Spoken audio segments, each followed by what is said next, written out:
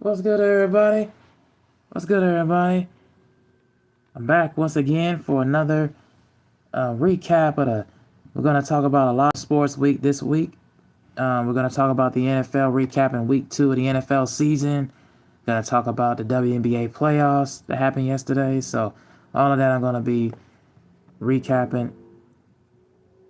So far in this stream. So kind of give my overall thoughts about some games. So let's just start with the earlier window games. Kind of what I predicted. So let's start with the Rams and the Titans. The LA Rams moved to 33-19. Moved on to a 2-0 start with a win over the Titans 33-19. Matt Stafford had a really, really good game. Wayans came off and just absolutely just was beasting against that Tennessee defense. Devontae Adams had 6 receptions, 106 yards, and a receiving touchdown. Yeah, they just completely came off, just absolutely just dominant over the Titans, who a lot of folks predicted that thought that the Titans would be a lot better, especially with drafting Karen Ward and defensively returning with the same guys. But to me, the Titans have a lot of ways to go, especially with that young core on their offensive side. Their offensive line hasn't improved at all to me. Tony Pollard getting 20 carries is cool, but just to me, they just don't have that explosiveness and that dynamic in their offensive game. And defensively, they're just a little bit of ways to go, in my opinion, to really making any kind of noise in the AFC South. But with the Rams, man, they're pretty much tied for first in the division in the NFC West with the 49ers and Cardinals both winning. They move all three of those teams are 2-0, which I'll get to in a minute. But yeah, that would be the main thing I would say is the protection for Matt Stafford was going to hold up. He continues to play and be at all high on all cylinders. Now the Rams, what worries me about them is they don't have the explosion offensively. And I hope they need to use more Tutu Atwell to really use him more and spread more that offense out and become more versatile, and or use him a lot of jet screens, use him on some plays that actually gets him open, or Kyron Williams get him open and get him some catches out the backfield to really open up more and get more explosions, because sometimes like in the second quarter you put up like a couple of field goals after he had scored early on in the first, and they just didn't really have that explosion earlier on, and that's the only thing about them that what worries me about the Rams is that get up offensively, throughout the season. That's going to worry me about them a little bit.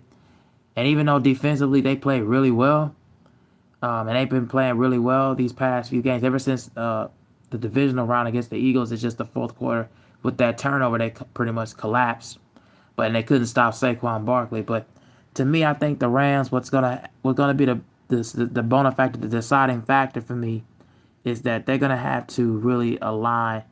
Their corner's gonna have to really step up when it gets down to it, and when it even gets to the postseason. If they decide to get there, they're gonna have to really step up when it comes to the big moments. They can't fall short. All right. Now the Buffalo Bills pretty much absolutely pounced on the New York Jets. They moved to 2-0. Josh Allen, he was pretty much dominant. And James Cook pretty much was dominant as well. He had 132 yards on 21 carries and 2 touchdowns. But really what's the story of the game was that Bills defense, after giving a historic 400-yard performance defensively, giving up 40 points. They were down by 15 in that fourth quarter last game. You would think the overwhelmingness of them having a miraculous comeback would be the absolute factor that would not drive them to be as motivated for this one, which is the exact opposite. They were extremely motivated. And if Joey Bosa can stay healthy, they could be a team that I would say is very dangerous. Epinesa, Ed Oliver, I can see why they let Von Miller go, and I can see why they let Rasul Douglas go on the corner side and got back Tre'Davious White, because they really are adding more to that game and that arsenal. And we really didn't see the Bills defense at their best. But when they're at their best and they contain Justin Fields and contain him to keep him in the pocket, and if he has the ability to scramble, get out of the pocket, yeah, he can. And in distance and in reverence, the Jets to me just did not run the ball enough. They did not really spread it out. They did not really give him the kind of protection at all. But that's just because the Bills defense, because they limited him to keeping him contained and also limit the running game as well. They did a lot of things. They made a lot of adjustments in the week 2 after people in the media was criticizing them for their collapse. Well, they're not collapse, but their miraculous comeback, but defensively not really containing and keeping the hold of the Ravens' high-powered offense, but don't realize that both teams were super high-powered. And Josh Allen, the reigning league MVP, was very didn't have to do so much, didn't have to play hero ball as much, but in ways he was dominant. He was decisive and controlling and dictating 5-10 hands are going. I think the Rams, because the Rams are very much healthy right now. The 49ers have a lot of, they have a lot of injuries going on, with George Kittle being sidelined with his hamstring, and I think Jawan Jennings was out because he had an injury, and Brock Purdy with the toe injury, and I think Mac Jones was filling in for him. That's a sign of concern and a cause of concern for the 49ers to me. That's why I can't really put them in that conversation right now for the playoffs. That's a really big concern. It's the health factor, and I think that's gonna weigh on them a lot more. But yeah, as far as the Bills is concerned, getting back here, yeah, they are a team that's destined for a run to get possibly to a Super Bowl. But I don't know. There's gonna be a lot of teams gonna stand in their way. But for me, I just think that if they continue to stay healthy, then yeah, they're gonna be a little bit more dangerous leaning forward. But the problem is with them is Sean McDermott and the chemistry between Sean McDermott and Josh Allen, and Sean McDermott and that also being on the other side with the defensive coordinator for the Bills defense. Can they be consistent in making enough stops? And I don't know if they can.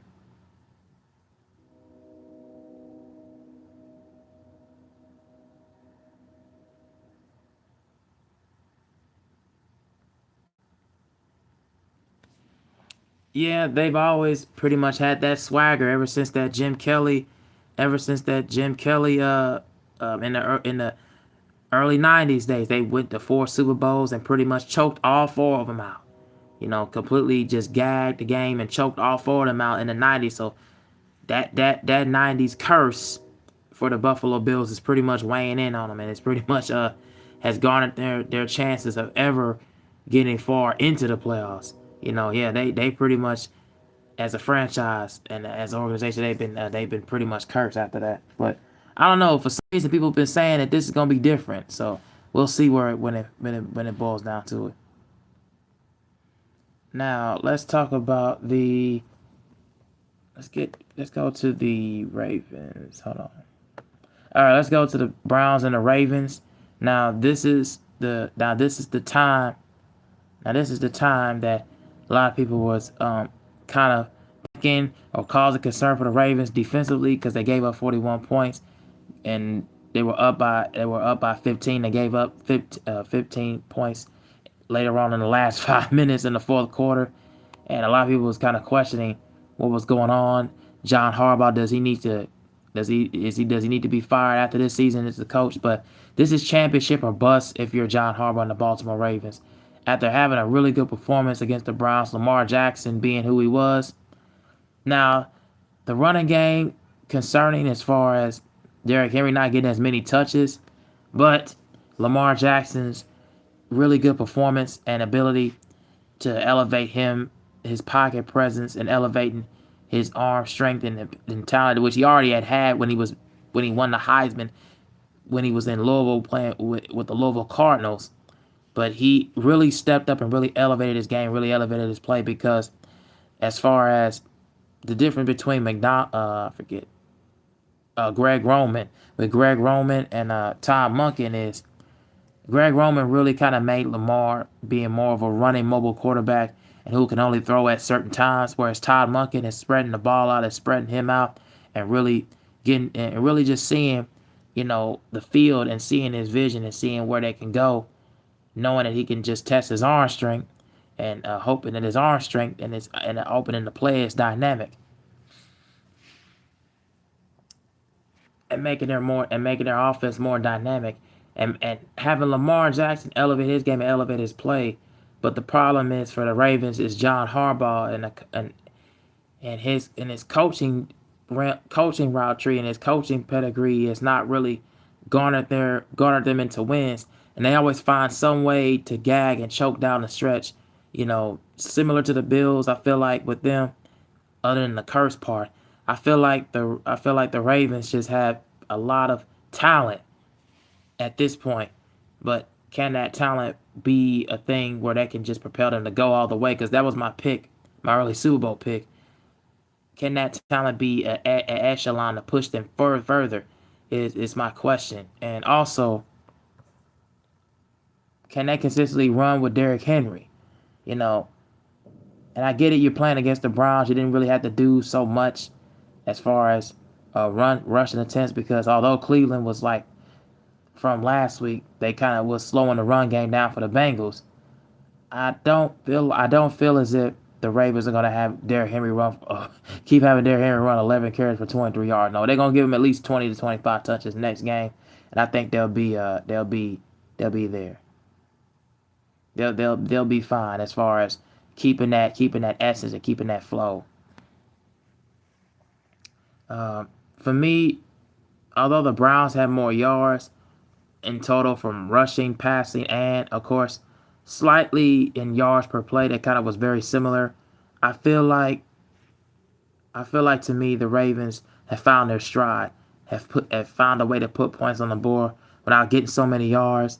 They're getting a lot of explosion, and with the addition of DeAndre Hopkins, it really opens up and also adding Tylan Wallace more into the lineup. He can do like jet sweep. He can do more like jet passes, but at the same time, using a lot of reverse run action and also just spreading it out. I feel like it's going to add more to their play, to their arsenal. But defensively is the question mark for them, in my opinion. It's like you can't have games where you're giving up over 400 plus yards to teams like Buffalo or Kansas City or hell, even the Chargers or even the Broncos. You can't give up that many yards defensively.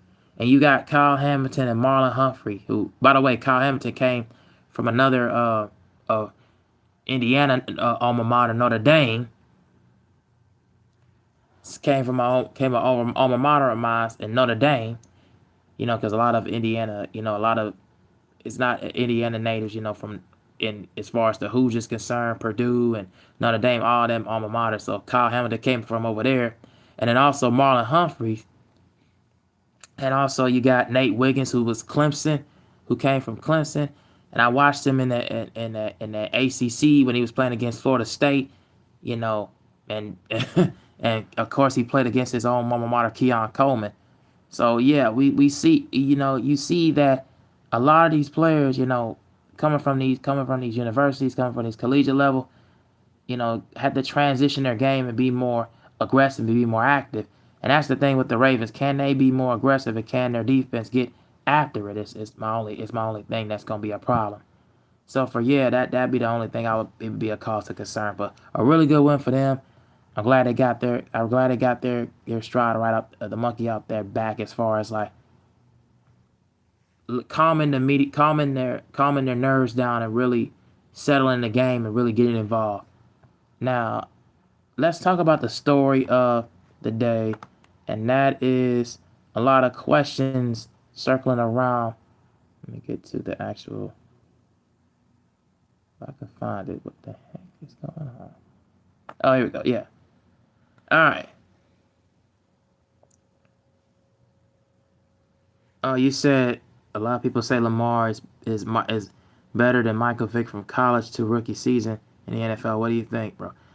Um, for me, I don't necessarily believe Lamar is better than Michael Vick from college to rookie season. I feel like Lamar's game has more. He has a lot of Randall Cunningham as far as being a running mobile quarterback and ability to get out of the pocket and could when the pressure allows where you rush four or even send a blitz package, he knows how to get out of the pocket and really get a lot of yards and get his team in a great field position. But then I feel as if he has Michael Vick ability because he has probably one of the better bursts. He has probably has the best burst as far as the young mobile black quarterbacks in the game. He had that similar burst that Michael Vick has as far as his feet goes. But I feel like to me he has a lot of Randall Cunningham as far as his ability to just weave in and out of the pocket and also get towards the sideline, get towards the pylon. You know, getting that burst and taking off for about 55 yards, 60 some yards to the house. Like he has that ability. Uh, and with Michael Vick being from, I was getting ready to say, check 510. Yeah, Michael Vick at Virginia Tech, being that he can he can stand. He's more accurate in the pocket toe too, and that'd be the main thing I would take with Vick over Lamar is his ability to just stand in the pocket and really take those kind of hits, and ability to just let it loose and let it fly and let it absolute fly be the main thing I would say is it would have Vic just slightly over him in that sense. And plus the game, the speed of the game was different though too. The speed of the game was a lot different and a lot more slower pace, so it had Vic an ability to just fly and get to his spots. But anyways, the Detroit Lions won over the Chicago Bears, 52-21. Now, a lot of people was very much overreacting and saying, "Oh, the Lions is done. The Lions is this. They're not the same team. They lost Ben Johnson. They lost Aaron Glenn. They lost their coordinator. They lost their defensive coordinator Aaron Glenn. They lost Ben Johnson. So, oh man, the Lions is done, man. They're not gonna be nothing. Yeah, they silence all that. They silence all that hatred, all that corrupted nonsense that the media was trying to propagate on them. The Lions just destroyed the Chicago Bears. Like I kind of already had a good feeling indication when I made my prediction. When I made my prediction, I kind of had my bets on what was going to happen. And from what I saw in the first half, it just was just a dominant performance all the way around. And I kind of really saw what I saw enough from Caleb Williams. They don't have, he does not have that consistent, that drive, that hunger to really just keep on going and keep on playing. And to me, they got too cute and they got too fancy. They dial up way too many plays as far as trying to get too cute and cute fancy and not using more DeAndre Swift enough. And also, they don't have enough depth in the receivers from what I saw. And that kind of is the thing that is going to hurt them. With the Lions, man, Jared Goff was just absolutely sensational. Amon-Ra St. Brown is proven to be a top five receiver in the league after what that performance he put on. He put on an absolute show yesterday. He had 9 catches, 115 yards, 3 touchdowns. He put up a top five receiver kind of game yesterday. He was just all over the place. That he put up a show. He was all over the place. You got to give him a lot of credit. Now Jahmyr Gibbs, I was kind of concerned about the running game a bit. So that was my thing is that they didn't use Gibbs in the right situations. I would have loved to see more powers. I would have loved to see more HB counters. I would have loved to see more H-back dives, like going dive up the middle. Like I would have loved to see a little bit more of that. And I would have loved to see more blocking from Brock Wright and Sam Laporta when they do more H-back dives, when they do a lot of more pitches, like H-back pitches and toss. I would have loved to see more of that yesterday, and that was my big concern. And I think because when they played Green Bay, we didn't move the ball. It's like what I said last week. We didn't really move the ball as far as scoring in the red zone. And we didn't use a lot of running game in the red zone, and that was a big concern that I had overall. Not because I didn't think we could move the ball on them, because we did move the ball on them. It's just we didn't score in the red zone, and we didn't use a lot of running game in the red zone because we were the #1 red zone team as far as using our running backs from with Gibbs and Montgomery last year and even the years prior. So that was a concern, and they pretty much got that concern out the window. The first 2 possessions of the game, or the first 3 possessions of the game, they used Montgomery and Gibbs well for the most part in certain spots. Yards, a lot of yards per carry. Didn't really get a lot of that because a new offensive line structure. But I feel like with the Lions, that was a really good thing that they did. And as far as Amon-Ra St. Brown, oh man, yeah, he's definitely, from what I saw, that was a top 5 receiving kind of game that he put on, because he put on an absolute show. And him and Jared Goff have amazing chemistry out there on the field, and I absolutely love seeing that. Um, I wish they could have gotten Sam Laporta a little bit more involved. That would be the main thing I think they're gonna get right against the Ravens next week. But yeah, really great win for them. Love seeing it happen. Love seeing it happen in a way that pushes them further. All right.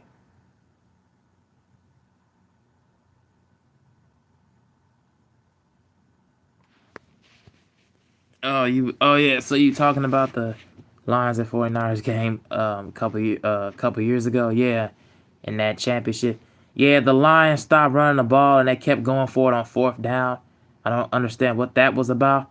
I didn't think they needed to do that. I think they just should have just kicked the field goals, and I think they would have pretty much push the game a little bit further and push the game open. But Dan Campbell likes to do what he typically does, gamble too much, and cost his team an outcome. And then you said the game in Green Bay versus the 49ers. Yeah, the Packers should have won that game, actually. The 49ers was not playing well at all. And Jordan Love with those 2 interceptions pretty much did him in. Uh,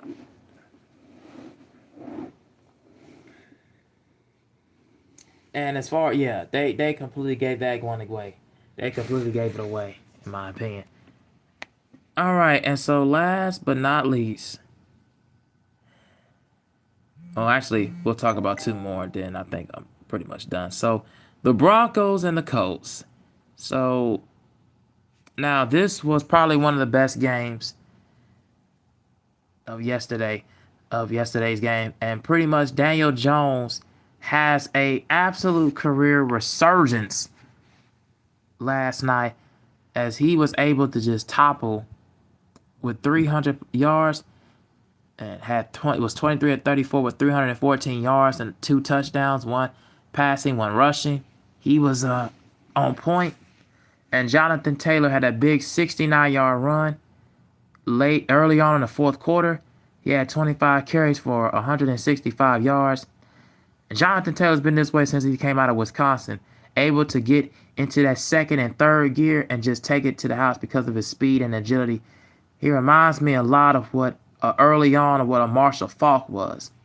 You know, Marshall Faulk, when he got out of the backfield, when he was playing with Peyton, and then once he got with St. Louis and played with Kirk Warner and Torrey Holt and Isaac Bruce, that's what pretty much gave the Rams offense a lot more dynamic play.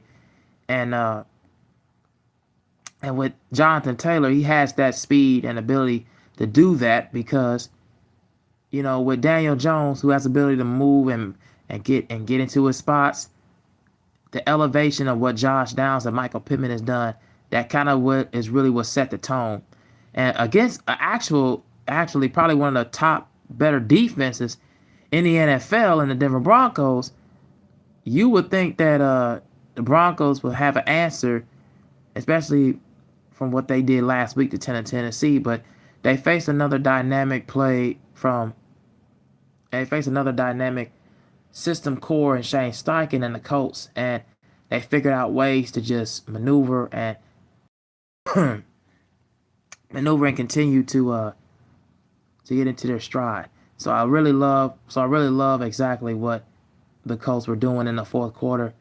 And plus, Bo Nix, once the Broncos offense got into the red zone, and they were a couple penalties that kind of pushed them and moved them back. That set the tone and pushed them further out that turnover because Grover Stewart got into that nose tackle, got into the area where Bo Nix had to adjust his arm angle, and when he adjusted his arm angle and he threw it over the top, he overthrew Cortland Sutton, and that's how it got picked off by Cameron Bynum.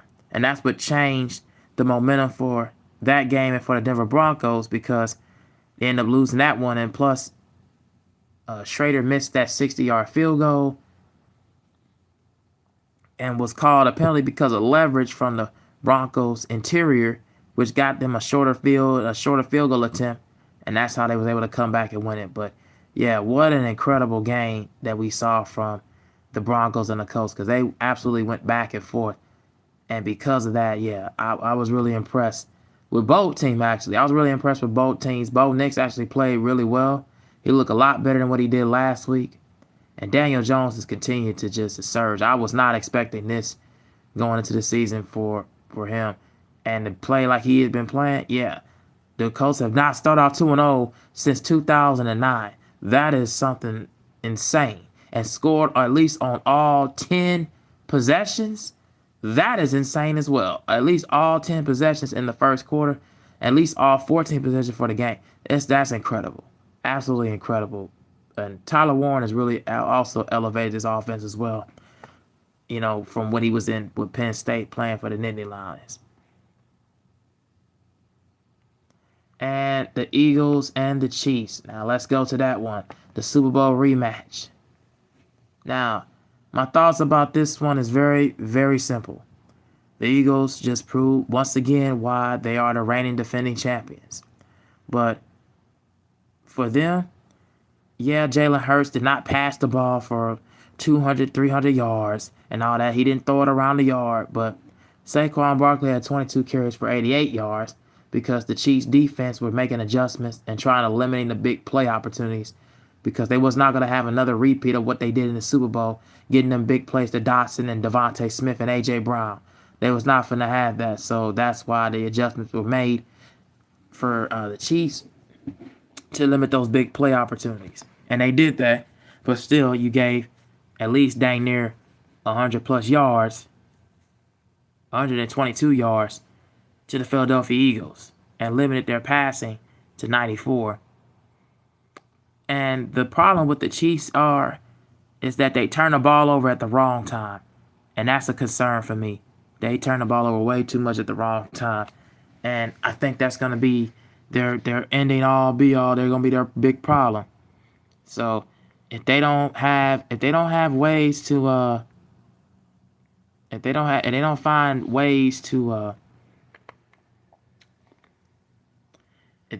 ways to improve and eliminate their turnovers, shoot, that's gonna be a problem for them.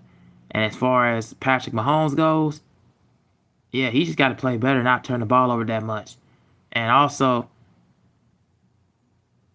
the Chiefs got to get off to games where they got to start off well in the first quarter. They can't go 2 or 3 quarters without scoring. That's just not then. That's just unlikely. And Xavier Worthy and Rashid Rice not being in there really, really hurts the play of getting Mahomes getting the ball out and airing it out and really going deep because you got younger receivers, newer receivers. You let Sky Moore go, and also Juju Smith-Schuster did not play, and you lost DeAndre Hopkins to free agency as well. So that's a big thing for Kansas City. And defensively, it seemed like the main players like Chris Jones and Travis Kelce and all that, it seemed like they all kind of feeling the frustration and feeling the pressure, knowing that they lost and knowing that that three-peat is not there anymore.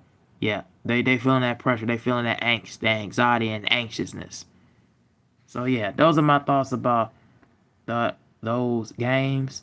Now, let's get to the WNBA.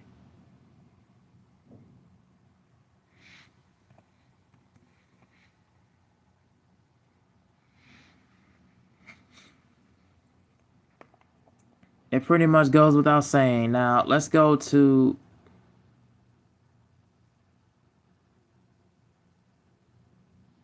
all right, right, so the Las Vegas Aces won over the Seattle Storm, 102-77.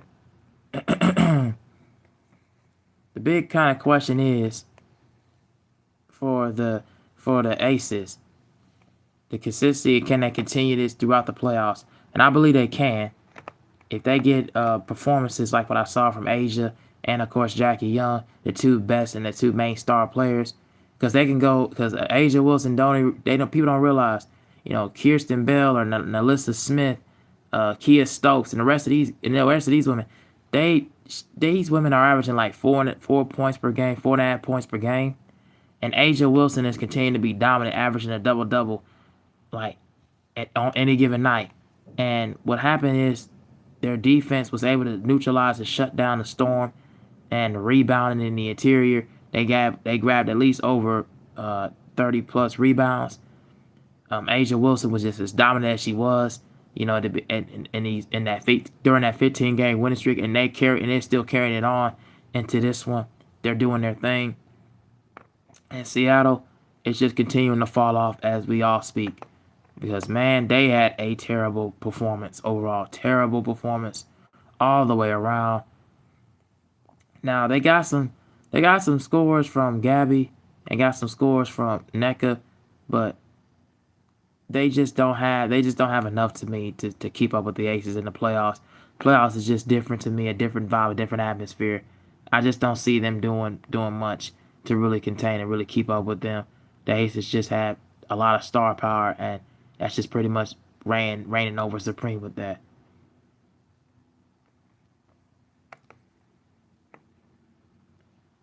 Now the New York Liberty beat the Phoenix. New York Liberty beat the Phoenix Mercury by 7, but they lost their star Breanna Stewart due to injury, and so she and Natasha Cloud and Sabrina Ionescu were pretty much the difference in this game. But the loss of Breanna Stewart, oh man, I don't know how long, if she is out, I don't know how long she is gonna be out, but that's gonna really hurt them if she's out for a while. And yeah, I don't know if New York Liberty's gonna ever. I don't know if they're gonna get back to even competing if she's out for a while. But if she isn't, they still have a big chance to go far. But if she is out for a minute, yeah, that's gonna be a big problem, a big factor, because I think there's gonna be games where Sabali, Natasha Mack, and definitely Kalea Copper, they're gonna be on point in the next following game, and they're gonna push it further. They're gonna push the game further. They're gonna push it further to be competing. But the loss of Breanna Stewart is gonna really hurt the New York Liberty a lot, and I can see that being a big factor and moving forward for them. So yeah, that would be a thing I would watch if I was the New York Liberty and the coaching staff injury concern.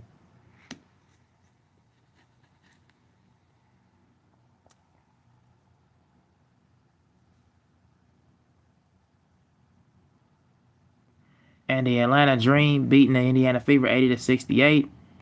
The cause of concern, which I'll get to, but for the Atlanta Dream, Alicia Gray, Ryan Howard, and Hillman and Brianna Jones, and the main starting four in that lineup was absolutely just on point, every which way possible. Hot streak from the 3-point line. Indiana was not getting out the shooters. Is the main thing that the Dream just had. They were just dominant all the way around, completely putting it together. And for the Fever, Kelsey Mitchell had a quiet 27 points, but it just wasn't enough because he didn't have enough help at all from anybody else. Everybody else was struggling from the field. They did not get off at all. Did not get their girls involved. Everyone else just felt like they were just playing and they were just on exhaust fumes, and you could just see that from the points, and just not getting Aaliyah Boston involved enough in the post. Ariel Powers not getting to her spots and really shooting it from the three. You just saw that she just wasn't involved enough. She just didn't get to her spots when she was in the game. Honestly, Sims tried to do something, but it wasn't enough for me.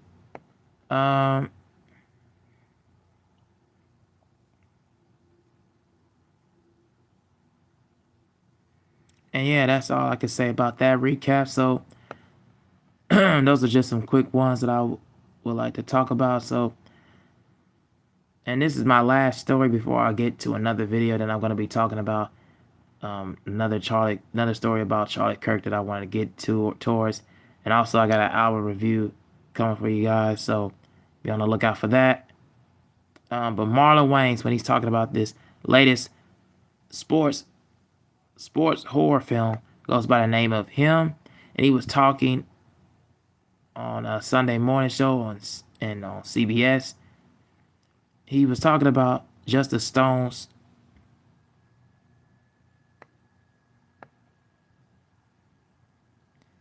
just a stone thrown for the concert halls of New York's Lincoln Center is another place where creative dreams come true. And two-time Oscar winner, look at that, bro. Brody's former classmate, Marlon Wayans' class of 1990 makes me so proud. We used to give him wedgies, he said. And as an actor, writer, and producer, Wayans is just some of the best loved projects in recent memory, like the Scary Movie franchise, comic satire horror films. There have been 5 scary movies, some without the Wayans brothers, but they're back at the helm for the upcoming 6th year. And when he's not making movies, Marlon Wayans tours on the live stand-up comedy circuit. He also turns out streaming comedy specials like Clockwork, probably a year that I had a day off. He probably said 3 years since I had a vacation. And I asked, what are you chasing? He says, I don't know if I'm chasing, but I'm just running from something. He laughed and asked for the latest role. He had to do both. In a new psychological horror, Him, a rookie quarterback played by Tariq Withers, wants to be the greatest. Marlon Wayans is the aging football superstar who's going to help him. At first, he's a likable coach, but more into something evil. Is he the devil in this film? No. Excuse me. No, I think he's just one of those people that the devil uses to entice the people who sell their soul, Wayne said.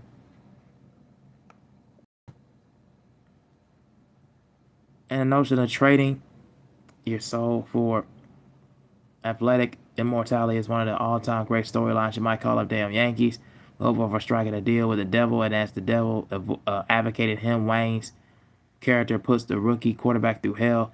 The movie seems like, oh, you're selling your soul to the devil. The devil exists every day, everywhere, Wayne said. At least 20 times a day you're going to be faced with God or the devil, and so it's a choice. Everything you do is a choice. And I've been dodging depression for like the last 3 years. I lost my mom 3 years ago. And let me tell you something, it ain't no pain. It ain't nothing like you losing your mom. And I asked, do you think losing all these people in such a short span of time, that pain informs your acting?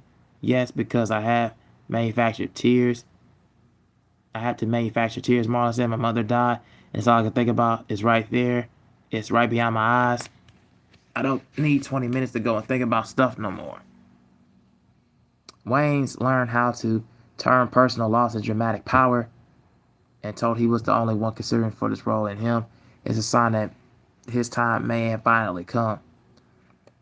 Yeah, so the sports psychological horror thriller film in Him, and talking about, athletic immortality, a rookie quarterback becoming the greatest, and a lot of immortality and a lot of immobility. It goes to show you that Wayans has